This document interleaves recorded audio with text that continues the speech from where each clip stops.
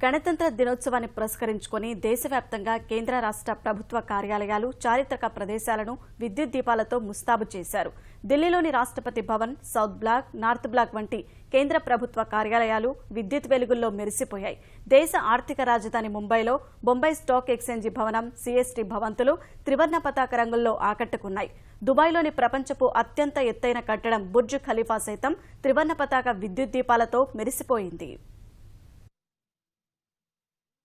देखिए